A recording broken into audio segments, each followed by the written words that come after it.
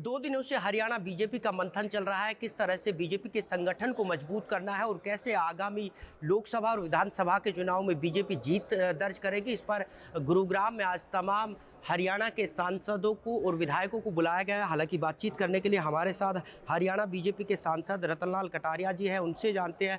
Sir, कल भी एक बैठक हुई, आज तमाम सांसदों को बुलाया गया है, चाहे वो लोकसभा के हो, राज्यसभा के हो। क्या मंथन यहाँ से दिया जाएगा? क्या 2024 की तैयारी अभी से बीजेपी ने शुरू कर दिया? देखिए, पार्टी की इस तरह की बैठकें होना ये स्वाभाविक ही होता है और शुरू से ही पार्टी मिल बैठकर संगठनात्मक विषयों के ऊपर विचार करती रहती है। जहाँ तक 24 की बात है तो नेचुरल है उसके ऊपर भी विचार करना, जब सारी चीज़ों के ऊपर विचार होगा। और मुख्य रूप से तो जो मोदी सरकार की 8 वर्ष की जो उपलब्धियां रही हैं और जिस तरह से सारी दुनिया में भारत का डंका बज रहा है, उसको देखते हुए भारत में G20 की बैठक भी हो रही है, उसको मद्देनजर रखते हुए बहुत सी ऐसी चीज़ें हैं कि हम किस तरह से आने वाले समय में और बेटर परफॉर्म कर सकते हैं।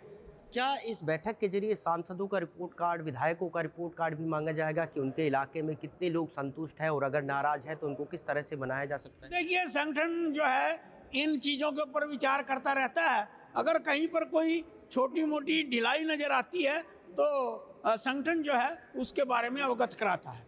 दूसरा, गुजरात के चुनाव से बीजेपी के तमाम सांसद विधायक गदगद हैं, लेकिन दिल्ली का एमसीडी चुनाव हारे, हिमाचल में हार मिली। हिमाचल और दिल्ली की हार का असर हरियाणा में ना पड़े या फिर जो कारण वहाँ रहे यहाँ ना बने, उनको लेकर भी कुछ मंथन की बात? देखिए, जो हमारे रोल मॉडल हैं अटल बिहारी वाजपेयी जी और आज की तारीख में नरेंद्र मोदी जी, तो अटल जी ने तो साफ कहा था कि जीत गए तो मस्त नहीं हुए, अगर हार गए तो हौसले पस्त नहीं हुए। गुजरात में हमने 7वीं बार जीत मनाई है, उसकी हमें बहुत खुशी है।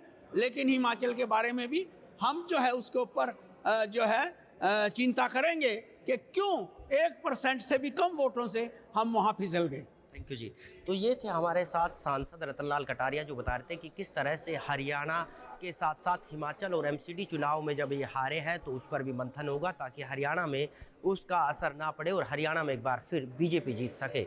गुरुग्राम से नीरज अम्बावता, सूर्य समाचार।